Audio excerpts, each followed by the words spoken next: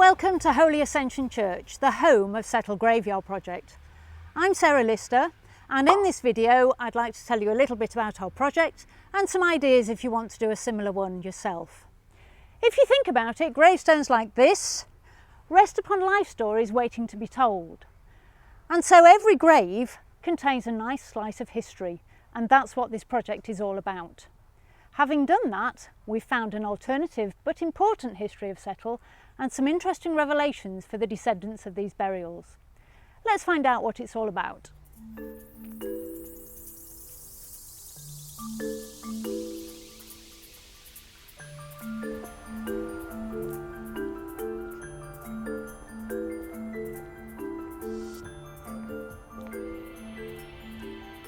So 2 years ago, a team of people from the local U3A group decided to record the inscriptions from the gravestones before they got too worn. But as we were doing that, we were thinking to ourselves, well, who were these people? What did they do and how did they help to make Settle the town it is today? And so we did some research and we found, for example, we have Thomas Holmes here, a plumber who had a very large family. He's right next door to this tomb, which is for Marie Louisa and Alphonsine Jarry. That sounds a bit French because it is. They were the daughters of Etienne Jarry, who was actually a chorister in Versailles and had to escape in the French Revolution. He's right next to Abraham Smith. Abraham Smith made his money when he married a very successful businesswoman who was a coal merchant. She died 2 years later. He took over the business and died a millionaire. And we also have something quite different down here. So down here we have an innkeeper, we have a blacksmith, and this lady here was the widow of a billiard table proprietor. And then we have a tomb like this. This magnificent family tomb is of the Robinsons. And Charlotte Robinson was a suffragette who was appointed to the Queen as her home art decorator, a fantastic woman. Her niece was England's first female architect. So what a wonderful family. Some people have said to me that these tombs are the most important graves in the whole of the churchyard, but absolutely not. There are many other burials who have smaller gravestones and even more who don't have a gravestone at all. And it's just as important to commemorate the lives of those people as it is these. We've also found quite a bit of scandal, many drunks, bankrupts, bigamy, embezzlement, shooting, 2 cases of murder, and someone who died on the Lusitania. And there's also people from the underbelly of Settle society, people who suffered from disease, infant mortality and suicides, and most of those don't have a gravestone. There's also incredible stories about how people survived the twists and turns in life to make their lives a success. And this is the history of Settle. So we found out quite a few interesting things about the church. To start off with, it was built facing north-south rather than the traditional east-west, purely because of the shape of the plot of land that it was built on. We're here right behind the altar of the church, and so in this area are many of the wealthy residents of Settle. They believed your best chance of resurrection was if you were buried behind the altar, so this is where they bought their graves. The very first burial in the graveyard is here. It belongs to Christopher Edmondson, a solicitor who was wealthy, and he died of a heart attack aged just 35. In total contrast, just behind us here, in this plot of ground at the back here without a stone, is the grave of James Clemmy. He was an illegitimate infant. His mum had come down from Sedbergh to find work and she fell pregnant and he died. She later moved to Otley and married and had a successful life. James is just one of 20 infants who are buried along this wall in the first 15 years of the graveyard. And this is something we found out through the research. Some really horrifying stories. Infant mortality was shockingly high. In the first 15 years, 42% of the burials were for children aged 5 or under. The vicar of the church today is finding money to build a suitable memorial to these infants so that we'll have a nice reflection area for parents today who've suffered a similar loss. So having done all this research and found out about all these burials, what have we done with all that information? We owe it to these burials and their descendants to share it as widely as we can. The first thing we did was to have this display in the church, which is still going. It's a rolling display of our latest research. The Folly in Settle ran a fantastic exhibition there for most of last year, which really raised awareness of the project. On the back of that, the Yorkshire Millennium Trust kindly offered to publish some of the findings of the project, and that's exactly what they did, and the Curious Tales from the Ancient Graveyard was published, and I'm delighted to say this has just been reprinted because it sold so well in the original run. The purpose of this is to raise awareness and also to look at the heritage of the town and to make more people aware of it. We did some book launches to promote the book and some signings, and while we were doing this, several people said, well, why don't you do some talks about the project, and why don't you do some graveyard tours, which sounded quite an interesting idea. So we did those, and they were very popular. And the more recent things have been to put all of our findings on the website, Capturing the Past website, which is also supported by the Yorkshire Dales Millennium Trust. And in January this year, we set up a Facebook account for Settle Graveyard Project.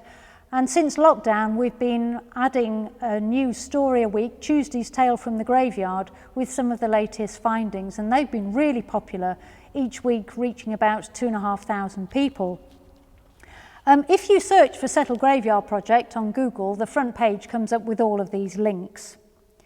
We're also working with the church. They're putting together an interactive website so that all the findings will be available on the church website as well. So, how do you start? Well, the secret is to start small. So, what do you want your project to achieve? Well, it really depends on the interests and talents of people on your team. A useful thing to do, which I have to admit we didn't at the beginning, is to establish the aims of your project. Looking back, if we had have written our project aims, they would probably have been something like this. First of all, to keep the church records up to date, map the gravestones and the inscriptions, provide information for people who are tracing their ancestors, to run a community project that will bring people together, to find an alternative social history for the church and the town and stimulate a new interest in the community, to raise the profile of the church in the community and to inspire other communities to do the same. You've seen what our project has done, but other projects are achieving quite different things. One project that we know about in Emsey is looking at gravestone style and how it changes over time. Our colleagues in Rathmel down the road are doing a fascinating study into child mortality, which sounds a bit grim, but it's really interesting, using burials in their graveyard. Another church is looking at the bell ringers of their church. Or you may be just interested in the general history of your area, and that's what our friends in Hackness, North Yorkshire are doing. Right, the more people on your team, the more your project can achieve. Everyone has different skills and can contribute in different ways. And out of our project, people were involved, many of them, in recording the inscriptions on the gravestones and different people typing up the inscriptions. Quite a few people have been involved in the technology side of things, and my main job has been research. Several people have helped with publicity, meeting descendants, putting up displays such as this, and selling the books. A completely different team, has been helping with keeping the graveyard tidy so that if descendants do come to the church, they can actually see nice, clean, tidy gravestones. Quite a few people were involved in proofreading for the book and the ongoing articles for the website. And of course, the most important job, some people have been involved in making tea and cakes and moral support. So, where do you start? The first thing to ask yourself is what you know already and see what's happening in the church. This is the church burial plan written in 1855, which has got quite a bit of information on it, quite a few gaps as well. But as well as that, we have all the burial records and the marriage records, the vestry records, incredibly useful. Local history is a great source of information. This publication we found, How They Lived in Old Settle, has got quite a few photos. All of these people are actually buried in the graveyard, so fantastic. We have a copy here of the Almanac for Settle in 1916, full of adverts from companies and a chronology of events which has got loads of nuggets in there, all applying to people in the graveyard. As well as that, how's your general history? I've spent quite a bit of time watching TV programmes about the Victorian era and books as well. And all of these are good to just brush up on your general knowledge of things like crime, what was happening in terms of crime and policing, what about divorce, what happened to people who'd been victims of suicide, for example. So worth brushing up on your general history. But what you can't beat is family knowledge. And through the project, we've had 47 people who are descendants from burials in the churchyard. And they've been able to share with us photos and family stories, as well as learning from us things that we found out as well. Some of these people have come up and contacted us from as far away as Australia and the States. And they've contacted us through the Facebook page and through the book and the talks, so all valuable contributions. So once you've found all this information, where are you going to store it? We've researched already about 15,500 people connected with the burials in this graveyard. If that was all on bits of paper, it wouldn't be any use to anyone. The first place people look when they're trying to trace ancestors is one of the genealogical websites, and there's several out there, they're all good. We use an ancestry family tree called Old Settle, and all of our research is on there. So if people are trying to trace their ancestors, they can find out from that site. They all provide you with information of births, marriages and deaths, and census returns, trade directories, immigration and criminal records, which are always interesting, and some provide you with newspaper articles as well. Definitely worth doing. So lots for you to think about there. And all I can say to you is good luck, and if you need any more help, please do get in touch with us at Settle Graveyard Project. So, what are those graveyard tours all about then?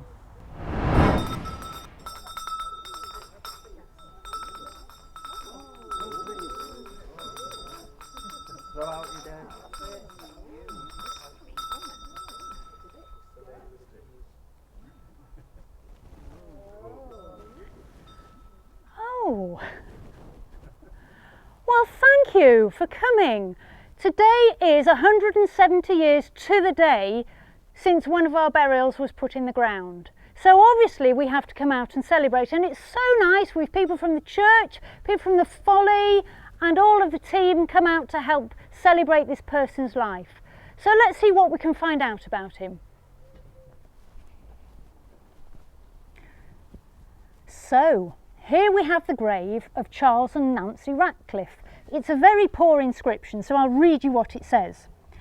Sacred to the memory of Nancy, beloved wife of Charles Ratcliffe of Settle, who in sure and certain hope, glorious resurrection, departed this life February the 14th, romantic, 1848, aged 57. Not very old. Also of the above mentioned Charles Ratcliffe, who departed this life on the 10th of July 1850, 2 years later, aged 64 years. Blessed are the peaceful. So really, it just sounds like an elderly couple who've reached the end of their lives, and that's that. But you see, you can never judge a life story from the gravestone, can you? And this one just proves the point. So first of all, let's just meet our characters. Now, some of you have got character cards. These photos on there are not always the real person, just to give you an idea. First of all, do we have Charles Ratcliffe? Yeah. Charles, could you just come and stand here, please? And we also have Charles's wife, Nancy Hargreaves. Oh, Nancy, right, come and meet your husband. Now then, you were in Settle as early as the 1830s. And we know you were quite wealthy, Charles. You must have been to have a gravestone like this because you were on the electoral register in 1830. Now, in those days, only 1 in 14 men were on the electoral register. No women, of course. And the reason you were wealthy and on the electoral register is because you managed one of the cotton mills in Settle. Cotton mills in Settle? Yes, there were five cotton mills, and you managed 2 over your lifetime. So you managed Bridge End Mill down by the river, surprise, surprise, and then you were down at Runley Bridge. Obviously the water powered the mills. Unfortunately, the mills went into decline in the 1850s, but you already died by then, so you weren't bothered. Now, in the 1841 census, you two were living together with your daughter Ellen. Do we have Ellen Ratcliffe? Oh, yes. Ellen, could you come and stand over here for now, please? Thank you. on the far side for now. And there were also several girls from Cone living with you, and you girls were running a straw bonnet business, while Charles, you were running the mill. So all good, but obviously we know poor old Nancy, you're going to die in 1848, so if you'd like to go back and have a rest. And poor Charles, you are absolutely distraught. Yes, you've got Ellen, but you're distraught. But you still got the girls working with Ellen in the straw bonnet department. And one of the girls that came up to work was none other than Mary Ann Hartley, also from Cone. Mary Ann Hartley, do we have Mary Ann Hartley? Ah, Mary Ann, would you like to come over here, please? Because very important to this story.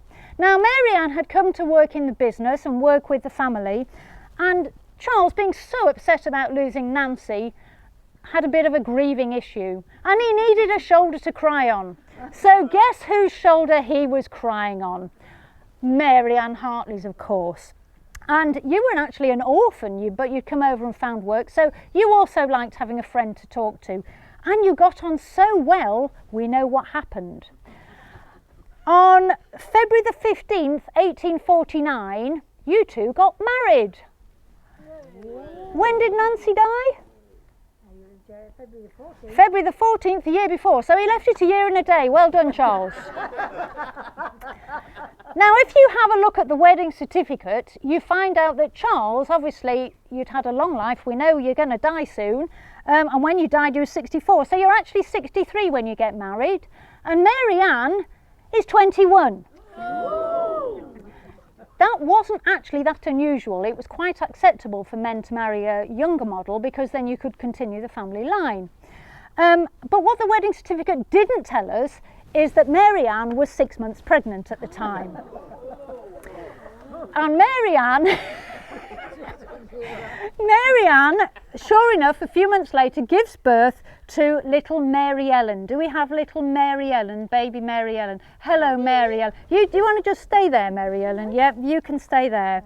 And you've got a young baby, and Charles was running the mill, and what was acceptable in those days was for widows to carry on the husband's business. So you're left with a cotton mill to run, and you're 21 with a little baby. So what you do, you call on your brothers to help you run the mill. Now, your two brothers are Henry Hartley. Do we have Henry Hartley? If you'd like to come and stand over this side, please. And also John Hartley. Do we have a John Hartley? James Hartley, that'll do. Come on, James. What's a name between friends? Thank you, James. Sorry about that. So you two are going to help your lovely sister to run the mills. Now, obviously, you didn't particularly like running the mills. You'd actually learnt a lot from doing the straw hat business. So you actually set up your own millinery business, which is good. But then a few years later, you married a tax inspector called Leonard Ward, and you moved to Ashton-under-Lyne with the lovely Marielle. Now, you lived happily ever after. You had another 4 daughters. And Marielle here, little Marielle, because you didn't want to be separated from your mum, and did very well. A bit later on, you married a schoolmaster called John Hadfield from Derbyshire and had a very good life together. So, meanwhile, we've got our brothers running the mill. And you were very clever because we know cotton was a bit in short supply because of the American Civil Wars, but rather than just milling cotton, you milled cotton waste. So you were milling the waste products, and there was plenty of that about, so you did very well. Now, James here, you stayed here all your life running King's Mill, and you've got a fabulous gravestone round the other side of the graveyard, which I can show you later if you're interested. And Henry, you got a bit fed up with working with James, and you disappeared off to Burnley to run your own mill there. And you had a large family. Let's have a look at your large family. Okay, so which one's me? You are the chap with a rather fantastic beard sitting down, yes. And there's your wife and 9 children. Unfortunately, one of the descendants of this family has been in touch with us while we've been doing the project, and unfortunately it was all a bit much, and you spent your last few years walking the streets of Blackpool, unfortunately, which is where you died. But yeah, you'd better be off. But you did a lot of good before that. Right, so that's all good. What about our daughter Ellen? Where's Ellen? Here's Ellen. All of this has been going. What's been happening to you? Well, you were still making your hats, but there's only so many hats a girl can make. So anyway, you are going to meet the man of your dreams, Frederick Furlonger. Does anyone have Frederick Furlonger? Frederick, would you like to come over and be near Frederick Furlonger? This is the man of your dreams. Now, this man had great potential. Frederick was a solicitor's clerk, and so, you know, that was going to be a good thing. And like many people in the day, you decided to make a load more money and invest your money in the railways. And loads of people did that. Unfortunately, a third of all railway investments collapsed, and you, along with many others, lost all your money. No. Unlike many others, Frederick decided to resort to desperate measures, and we found soon after this, in 1850, which is the year that Charles died, and maybe the two are connected, we found this newspaper headline. Could you just read loudly your newspaper headline? Singular case of embezzlement. And I think it could have been an even juicier title, because the article included this. Started off like this: Joseph Simmons, alias Frederick Furlonger. Now, excuse me, if you've got an alias, there's something dodgy, isn't there? Age 31, a respectably dressed man.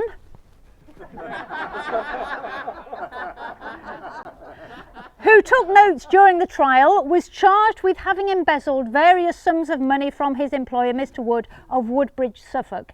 They were down in Suffolk now. They'd moved away for some reason. Mr. Cowburn stepped into the witness box. He said, "I am a solicitor at Settle. The prisoner married the daughter of a client of mine, Charles Ratcliffe, but during the railway mania he got into difficulties. His real name is Furlonger, but he never was a clerk of mine." So why would we think he was a clerk of his? The judge said, "You have been foolish enough to marry two wives at the same time." I'll just read that again.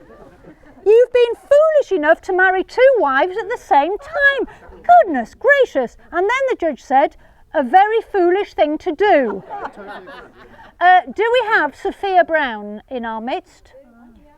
Sophia, right, you are wife number one. I don't think you'd better get too close. It might come to fisticuffs. A foolish thing to do to have two wives. Even more foolish, you have been engaged in railway speculations and lost a good deal of money. Yes. Now, hang on a minute, which is more foolish? I'm not sure. Then, you came through the medium of a forged certificate of character for the purpose of cheating Mr. Wood. So perhaps it was right that you said you were a clerk of Mr. Cowburn, and you weren't, you naughty boy. Dearie me. Then the judge said, "I hope you are not totally irreclaimable. So the sentence is that you be imprisoned with hard labour for 12 calendar months. If I thought you had done this deliberately, I should sentence you to transportation. But I do not." The prisoner burst into tears and cried bitterly as he was removed. And then, of course, Charles died soon afterwards. Now, first wife Sophia, you'd actually had a daughter called Alice Ann. And now Alice Ann, the daughter, did very well. She also married a school teacher called James Elliot in Surrey and did very well. Unfortunately, you're going to die in 1861, so rest in peace. I think you need to after him. But as Sophia has died, what about these two? They can get married. So you two eventually do get properly married in 1861. And they did stay together, obviously very much in love. Was it happy ever after? No, of course not. A few years after you got married, Fred went bankrupt. But you lived in Wiltshire, and Frederick, you lived till you were 75 and you were 70. So a long life, and I hope you were happy amidst all of that. Now, you had two sons. You had a son called Charles, who lived down south and did odd jobs, and you had a son called Frederick Ridgway Furlonger. Do we have Frederick Ridgway Furlonger? If you'd like to come over, please, over here. This is Frederick Ridgway Furlonger. You'd obviously had enough of your dad carrying on all over the place. So you did what all respectable men did, and you thought, I shall emigrate and have a life of my own in New Zealand, which is exactly what you did. and you did very, very well. You were a clerk, a solicitor and an auditor, and you also had 12 children. Well, not you, your wife. Would you like to show us your family? So that's just some of them. They wouldn't all fit into the camera shot. So there they all are, and that's the actual picture of Frederick. So well done, Frederick, despite it. You see, it just shows twists and turns, whatever's happening. Some people make something of the opportunity, whereas other people don't. So these are the lives of Charles and his family that we're celebrating today. And I love this story because it tells us so much about Settle. It's the cotton mills, it's the railways, and how people coped with things going wrong or not, and the desperate measures they may or may not have gone to. So I hope you've enjoyed celebrating Charles, and thank you for once again coming to take part in the Settle Graveyard project. Thank you very much. Thank you.